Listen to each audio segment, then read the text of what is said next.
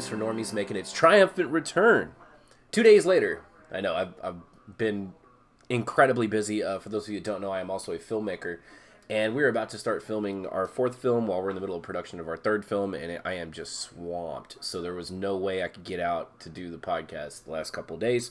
So I'm sure I've got a lot of news to catch up on. I didn't intend on covering the Trump-Biden debate, but man, do I not care. I did watch it.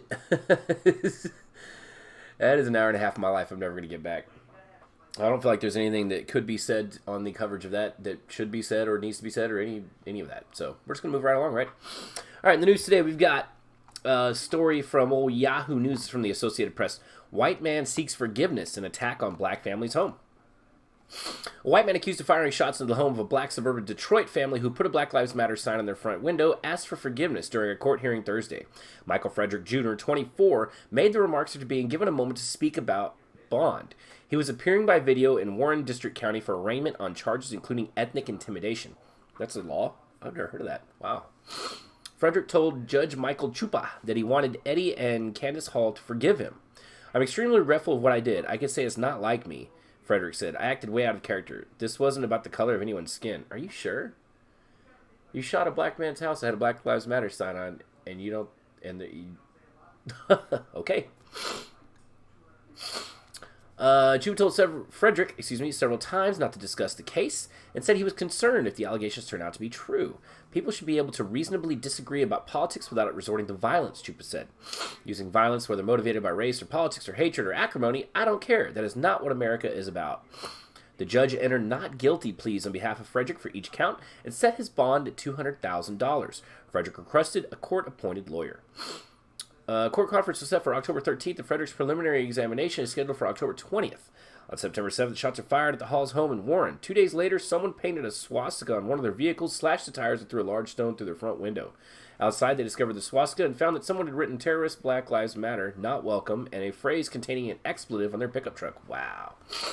You know, it's hard to comment on this kind of a story because it's one of those anecdotal stories. I mean, there's horrible people out there in the world. So... I know a lot of news places like to use these anecdotal stories to paint everybody with a broad brush and to basically say, look, racism's alive and well. Oh my God, most of America is full of racist Nazis because one person did this. One idiot. A 24-year-old. That's not when they're doing their best. It's not people are not their best when they're in their teens to mid-20s. Oh my God, let's move right along. Jamie Foxx will reprise Electro role in next Spider-Man film. That is terrible news. That is terrible news. I watched both of the Amazing Spider-Mans that had, what was his name? Andrew Garfield, I believe, as the lead. And they were awful. I thought they were terrible. I didn't like either one of them. I liked the first one better than I liked the second one, that's for sure. Jamie Foxx was awful as Electro in that film. That was such a cartoonish performance. I just can't imagine that they're actually going to bring him back to play Electro again. That's just shocking to me. The next Spider-Man film from Sony Pictures and Marvel Studios will see Jamie Foxx reprise his role as Electro from The Amazing Spider-Man 2. The Hollywood Reporter revealed that Foxx, who starred alongside Andrew Garfield in the critically maligned 2014 superhero sequel, will join Tom Holland in the currently untitled film. John Watts, who directed 2019's Far From Home and 2017's Homecoming, is returning to direct. The majority of the supporting cast, including Zendaya, Marisa Tomei, Jacob Batalon, and Tony Revolori, are also expected to return. While it's likely Electro will be completely redesigned for his MCU debut, it's worth noting the character was killed near the end of Amazing Spider-Man 2. The more recent Spidey movies aren't completely against bringing back depictions of characters before, however, as J.K. Simmons briefly reprised his iconic portrayal of J. Jonah Jameson in Far From Home. The character was first portrayed by Simmons in Sam Raimi's 2002 Spider-Man, which starred Tobey Maguire and Willem Dafoe. Details regarding the next film have been kept mostly under wraps, but Sony and Marvel currently have it dated for November 5th, 2021. The date is obviously subject to change on account of the coronavirus pandemic, which has greatly shifted the MCU's release schedule. Production for the third Spider-Man kicks off this fall in Atlanta. That's terrible news. Jamie Foxx was absolutely horrible in that role. Now, mind you, we do have to keep in mind that Jamie Foxx was acting in a Sony movie from Sony Studios, and they were not doing well right then. Clearly, because their Spider-Man property was not as exciting and fresh as it kind of is now, I guess you'd say, which is strange to say because they were on a second reboot, right? But that animated Spider-Man movie did a lot of great things for Sony. So I'm not surprised to see them kind of dive back into their catalog and reach for something. Everybody needs money right now, quite frankly, and Hollywood is no different. Moving right along. Buried lakes of water discovered on Mars. From the BBC, Paul Rinkin reporting, science editor for the BBC News website. I'm always excited about space news, and I apologize, guys and gals, because I know I'm sniffling a lot. My allergies are killing me. Partly why I didn't do the show the other day, because I'm just draining into my throat, and my nose is you don't want to hear me complain. Plus, you all know what allergies are like. 3 new underground lakes have been detected near the south pole of Mars. Scientists also confirmed the existence of a 4th lake, the presence of which was hinted at in 2018. Liquid water is vital for biology, so the finding will be of interest to researchers studying the potential for life elsewhere in the solar system. But the lakes are also thought to be extremely salty, which could pose challenges to the survival of any microbial life forms. Billions of years ago, water flowed in rivers and pooled in lakes on the Martian surface, but Mars has since lost much of its atmosphere, which means water can't stay liquid for long on the surface today. However, it's a different matter underground. Referring to those subsurface lakes, co-author Dr. Robert Rosai from Italy's National Institute of Astrophysics in Bologna told BBC News it's even more likely these bodies of water existed in the past. Of course, the implication of this is that you would have a habitat or something that resembles a habitat that lasted throughout the history of the planet. As Mars was undergoing its climatic. It should be climatic. Climatic, yeah, because it's climate. Okay. Excuse me. Oh, the allergy thing. As Mars was undergoing its climatic catastrophe and turning from a relatively warm planet, though it's not clear how warm, to a frozen waste, there was a place where life could adapt and survive. The latest discovery was made using data from a radar instrument on the European Space Agency's Mars Express spacecraft, which has been orbiting the red planet since December 2003. In 2018, researchers used data from the Marsus radar to report signs of a 20-kilometer wide subsurface lake located at 1.5 kilometers under Mars' south polar layer deposits, a thick polar cap formed by layers of ice and dust. Listen, we hardly know anything about our solar system at all. As much as we discover, we, of course, corny as it may be to say, we discovered more and we are left with more questions. Now, it looks like Mars at some point in its life could have had an atmosphere and could have had liquid water on it. And it could have been like that for millions of years. That's kind of how the universe works. We're literally living in like a snapshot, in time. Let's see here. The main lake is surrounded by small bodies of liquid water, but because of the technical characteristics of the radar and its distance from the Martian surface, we cannot conclusively determine whether they are interconnected. The team borrowed a technique commonly used in radar sounder investigations of subglacial lakes in Antarctica, Canada, and Greenland, adopting the method to analyze the data from Marsus. The interpretation that best reconciles all the available evidence is that the high-intensity reflections from Mars are coming from extended pools of liquid water, said co-author Sebastian Loro, also from Roma Tre University. There's not enough heat at these depths to melt the ice, so scientists believe the liquid water must contain high concentrations of dissolved salts. These chemical salts, different to the stuff we sprinkle on our chips, can significantly lower water's freezing point. Emphasis on why this is a BBC article, they're referring to French fries. but they call them chips. In fact, recent experiments have shown that water with dissolved salts of magnesium and calcium perchlorate can remain liquid at temperatures of negative 123 degrees Celsius. Interesting. So they're trying to figure out, are these really salty lakes, or how is this working? These experiments have demonstrated that brines can persist for geologically significant periods of time, even at the temperatures typical of the Martian polar regions, which is considerably below the freezing temperature of pure water, said co-author Graziella Caparelli from the University of Southern Queensland, Australia. Some hypersaline lakes on Earth can reach salt concentrations of 40%. Just how saline the lakes are on Mars isn't something that's known precisely. Wow. Difficult question to answer, Dr. Orosai, who is the principal investigator on the Marsus experiment, told me. We do not know the thermodynamical conditions down there, and we do not know the kinds of salts that are dissolved in the water if they are down there. We expect that water would be close to the saturation point, which is the stage at which no more salt can be dissolved, because as water stands there, it leaches through rocks and tends to dissolve every salt it meets. We're talking about several tens of % of salt content in the lakes. So the salt could be keeping it, liquid is basically what they're throwing out here. Of course, these are underground lakes, so we have no idea. It could be the warmth of being closer to the Mars core. Who knows? The lake's salinity is of particular relevance to the life question. Of course, because the saltier the lake, the less likely for life, maybe? I don't know. We have salt in our water, and we have life in our salt water, so I guess, it would just be the amount. The range of conditions microorganisms can withstand is more limited when environments are both very saline and very cold because of a double whammy effect. There's ongoing research into whether life could survive in conditions like those in the lakes on Mars. Dr. Orosai said, salt in very high concentrations is not very friendly to life. You don't say. Life, he added, is still a possibility. There's much more work to do. There have been criticisms of the 2018 paper, with some researchers proposing that the main lake could be the result of an exceptional situation, such as the presence of a volcano under the polar cap heating ice from below. There's all kinds of stuff. All you need to really take away from this is that there is possibly salty water on Mars. Mars continues to be the prime candidate for us to terraform, which is something we're going to have to do as a species. We don't want to be sitting around on this rock until we destroyed ourselves in pollution, or until an asteroid comes by and ends it for us. All right. Let's move right along. South Park, the pandemic special, makes a convincing case for its own inadequacies. This is from Ben Travers. I'm not sure what publication this is. It's a strange symbol. Like, it just has a W, an I. It looks like an I and a W. An I in bold and a W in really thin font. The pandemic reach is about to extend to scripted television, with production slowly ramping back up to fill a fall programming block. The networks cannot afford to see empty fiction writers who've been living under social distancing guidelines and shelter-at-home orders are being asked to put pen to paper and crank out some good old-fashioned entertainment again. Like their peers in late night and on the nightly news, these TV authors are now being asked to mine their imagination for storylines that make for must-see TV. Okay? Viewers have long fretted over how exactly specific series will grapple with COVID-19's disruption nature, or if it's even in select shows' DNA to address the mask-wearing elephant in the room.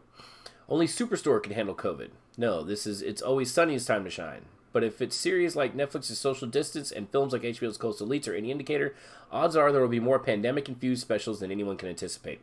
So kudos to South Park for being one of the first scripted series to tackle America's new normal head-on, all the while making the case against its very existence. And it was amazing. I watched it last night when I got in, and I mean, South Park is always hilarious. I wasn't a big fan of South Park when it first came out. I was that kid that was like, oh, why do you guys watch this? This is stupid. But going back, after the show was about in its 6th or 7th season, then I started to watch some of those episodes, and I was like, this is really funny. And so I went back and watched the earlier episodes, and I still didn't like them, but I could tell that the show was forming what it was going to be. And those early episodes had a big impact on what the show ended up, and I mean, quite frankly, it's a brilliant show. So kudos to South Park. I just read that part. Wednesday night's unofficial season opener, season 24 won't actually start until later this year, begins with Randy Marsh, voiced by co-creator Trey Parker, calling a town meeting to announce his weed company, Tegrity Farms, is offering a pandemic special. You see, Randy knows that his community is hurting, shops are closed, kids are attending school via Zoom, the Grim Reaper is riding through town on a tricycle, leading the elderly and enfeebled to their graves. So Randy wants to help. His weed business is booming, all the marijuana tchotchkes within the Marsh home are an excellent unspoken nod to the family's recent boon, so he can afford to cut costs ever so slightly, especially when it means even more customers will come calling. Now, I don't want to get too much into it without throwing out that this is going to be spoiler alert. If you have not seen the new episode of South Park, the pandemic special, you should not continue to listen. You should stop listening right now, or skip ahead over this segment or something like that, because spoilers are coming. As the days roll on and the special sells out, Randy starts to reckon with the reasons for his good fortune. Flashbacks to a fateful trip to China spoil his high spirits as Randy remembers getting baked with Disney's top mouse, who later goads him into having sex with a bat and a creature from the armadillo family called a pangolin. Scientists have traced the origins of COVID back to a human-to-animal relationship, so basically they want to know who banged the pangolin, and that's where Randy comes in. Yeah, in the world of South Park, Randy is patient zero. So when strangers walk up to him and thank Randy for his pandemic special, saying how it really helped them get over losing their job or their wife's death, he doesn't feel so good about making money off their misfortune. Sure, they needed an escape from reality, and he gave it to them, but at what cost? Chaos has overtaken South Park. Townsfolk argue over how to wear their masks, or if they're even useful. The kids have been sent back to school, but since the teachers refused to return for safety reasons, now the out-of-work police officers are trying their hand at finger painting, which is hilarious. The police were hilariously used in this episode, and they touched on every aspect of what's wrong with them. South Park obviously doesn't put all the blame for America's current crisis on escapist television or any form of self-serving complacency. Mr. Garrison's President Trump pops in for two key scenes. Once to explain why he's not taking any action to stem the pandemic, and later to literally burn down humanity's best hope at finding a vaccine. Honestly, seeing the series be so blunt toward Trump's role in destroying America is one of the episode's most welcome moments. The both sides argument South Park posed before 2016 election still hangs heavy over its head, years after the idea of choosing between a turd sandwich and a giant douche has been so thoroughly and embarrassingly debunked. Few other points strike a nerve. Cartman's quest to keep kids from going back to school fizzles out. The army of police officers don't do anything surprising, nor is the show ready to take a stand beyond critiquing the cost's propensity for violence. Stan's breakdown is briefly affecting. After more than half a year in lockdown, he breaks into a Build-A-Bear workshop so Butters can have a normal birthday, but he can't get the stuffing machine to work and eventually crumbles. I just want my life back. I think that's how everybody feels. We're all exhausted with this thing. This thing is just crazy. It is, and a lot of us feel like we're being lied to, and it appears like we are being lied to. And of course we're being lied to, because it's all the government ever does, is lie to us. But we're being lied to in a way that's affecting all of our individual lives, and it's putting our lives basically on hold. And a lot of people are suffering over this, and it's ridiculous. Honing in on that core human instinct and contradicting it with Trump's malicious refusal to help is as close as South Park gets to any sort of revelation about what Americans are collectively going through right now. It's not nothing, but it's also too broad to be the kind of eye-opening satire the series used to pull off. And we've seen similar sentiments expressed with greater impact in shows like Mythic Quest Quarantine. Like many of us who have had to take a hard look in the mirror of late, whether out of necessity or sheer boredom, South Park proves most effective at analyzing itself. Why do we need a scripted comedy special about the pandemic? Well, people need a break. Reality is exhausting. But then shouldn't the special not mention the pandemic? Shouldn't it be something pure, ingenious, and uplifting? Maybe, but that's not South Park's style. So in the end, the special comes back to Randy. As he's about to confess everything to his wife, who's been stubbornly against his pandemic special the whole time, Randy sees that Sharon has a mustache on her face, meaning she also took part of the pandemic special. Yeah, I thought it was a great episode with a great commentary, and clearly, we all are suffering. Everybody is. There's not a person on the planet right now that isn't suffering because of this pandemic and what it's caused economically and emotionally.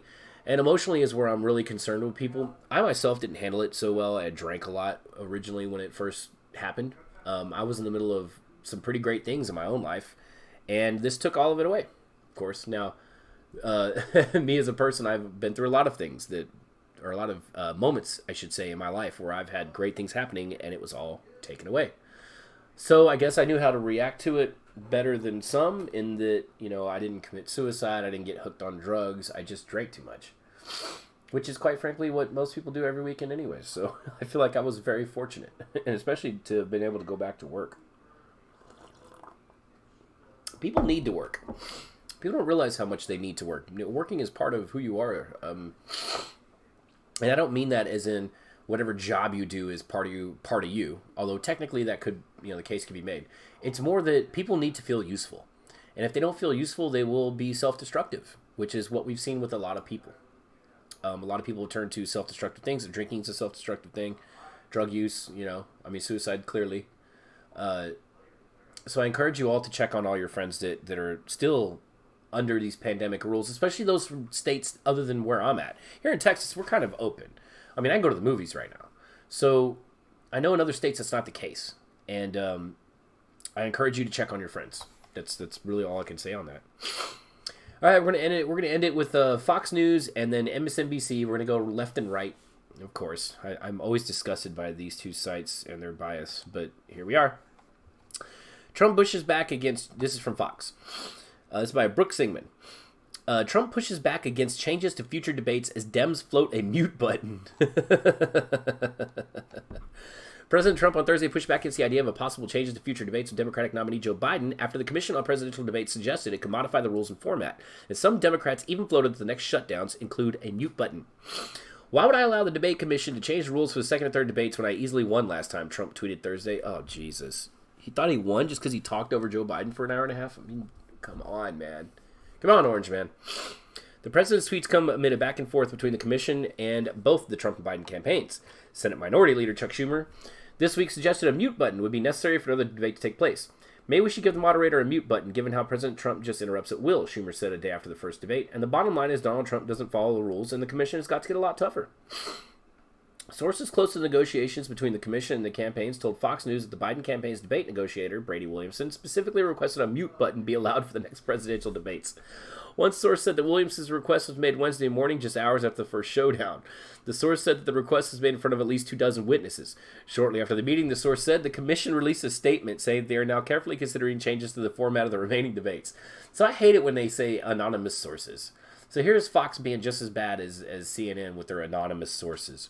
Anonymous sources say, no, man, I don't think you should be able to print this stuff unless you put their name on record. I'm tired of this. I'm tired of anonymous sources. You know how many times I've read anonymous sources? At this point, you just make up anything and say anonymous sources. Who's going to check you?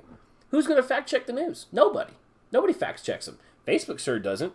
Facebook's fact checkers are crazy. I have seen what they have fact-checked, and I am just appalled.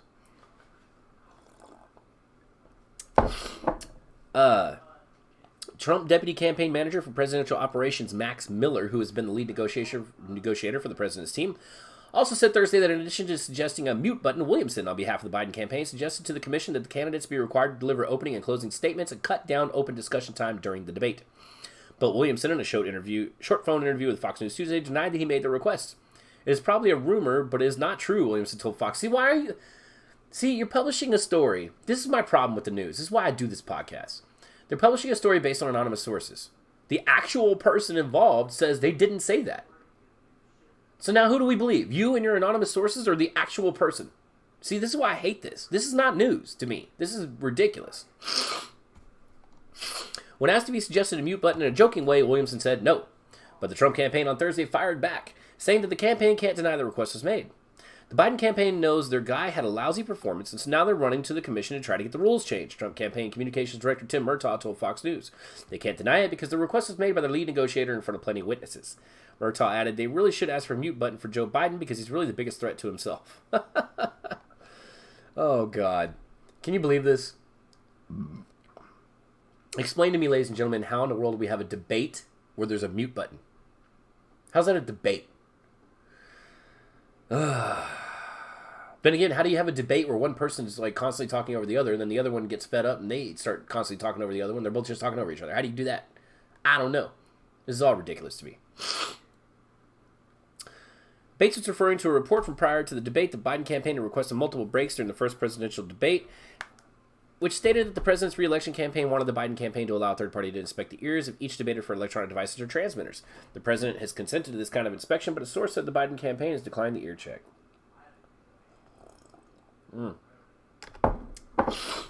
So, yeah.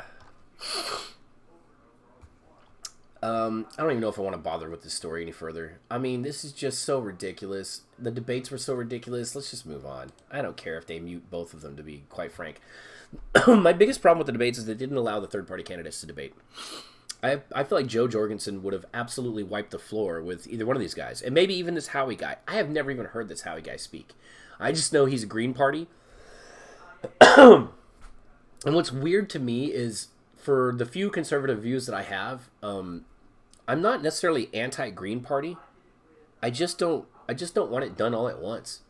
I want it to be done sensibly, responsibly. I don't buy into all this hysteria and panic about the climate. I do think that we're going down a bad path. I think that everything new we build should absolutely be built to a renewable standard. And I think we should be retrofitting buildings as much as we can. But I think we should do it within our means and not put ourselves in debt trying to frantically retrofit everything on the planet. New technology comes out every year.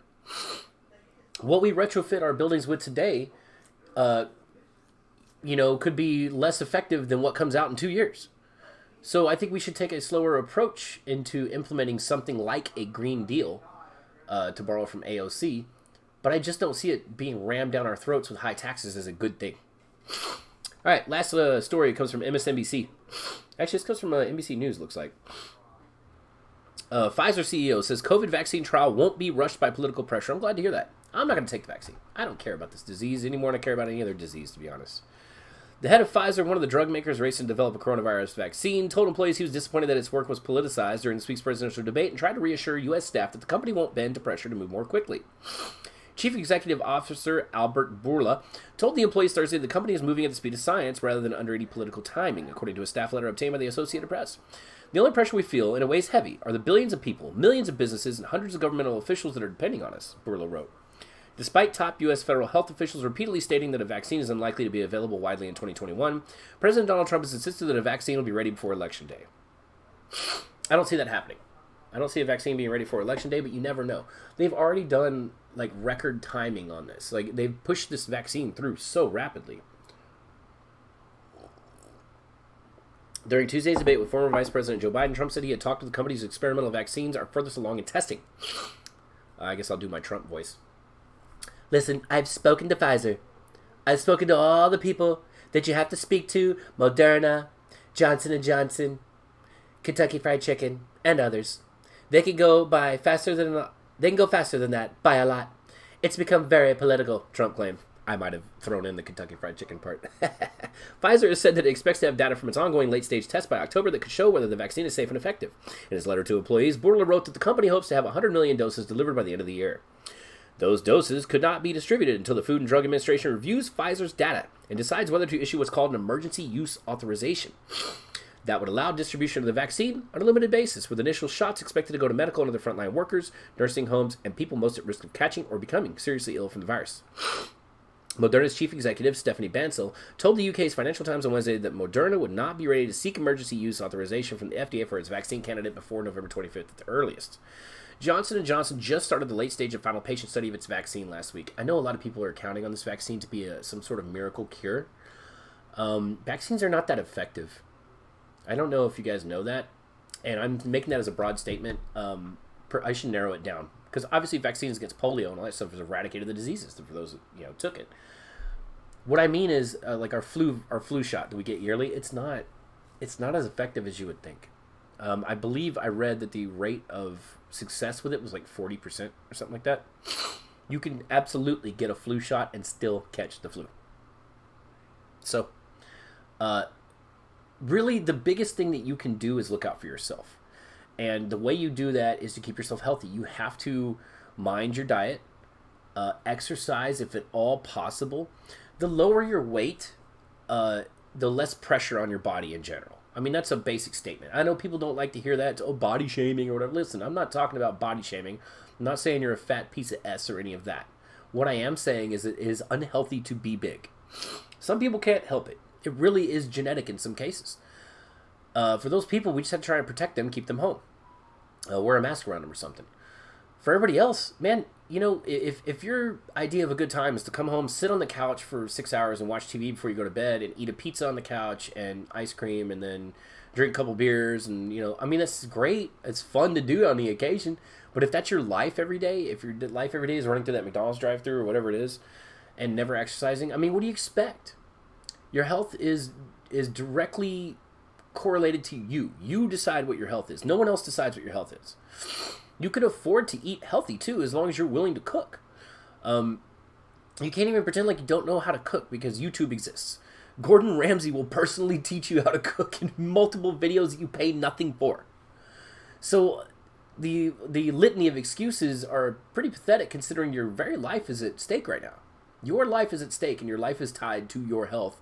Your health is tied to your body and what you have done with it, what you've put it through, the kind of strains that you put it through, your drug use, your alcohol use, and your diet are your top three for basically making you more or less susceptible to catching any kind of disease. And this is just pure fact. And I'm not saying you have to go to the gym and starve yourself and have a six-pack in order to be healthy. That is not exactly healthy either. Everything is better in moderation. That's a basic human notion that is factual. All I'm saying is, even if you don't look like a swim model, hit the gym every now and again. Exercise your body. Go for a run. Go for a walk. If your joints are bad, try biking. Or, there's all kinds of things you can do no matter what condition your body is in. If you go to a personal trainer, they'll work you out if you're missing 2 legs. They'll find a way. They will. And you can do the same. It's all about how much you care about yourself and your life, because we can't protect you from everything that happens. We can't protect you from every possible virus. We can't protect you from... Really, the only thing that other people can protect you from is other people, and even then, that's very limited. That's why I'm such a believer in the Second Amendment. You should absolutely own a firearm to defend yourself with, and you should know how to use it, clean it, break it down. You should know how to store it. You should know how to... or when it's legal for you to use it to defend yourself. You know what I mean? There's all these steps you have to take to protect your own life because we can't protect it for you. And that includes your physical health, So I hate to get on that high horse, but I also hate to see people die. And that's the easiest thing we can all do is just take care of ourselves and wear your silly mask, of course. All right. Well, that's our show for today. And, of course, you can catch me on Spotify, Deezer, Stitcher, Podcast Addict, Podchaser, Listen Notes, and Amazon Music and Podcasts. Check us out on Facebook and YouTube as well. This is a visual show, of course. You can see everything there, and I really do appreciate all the support.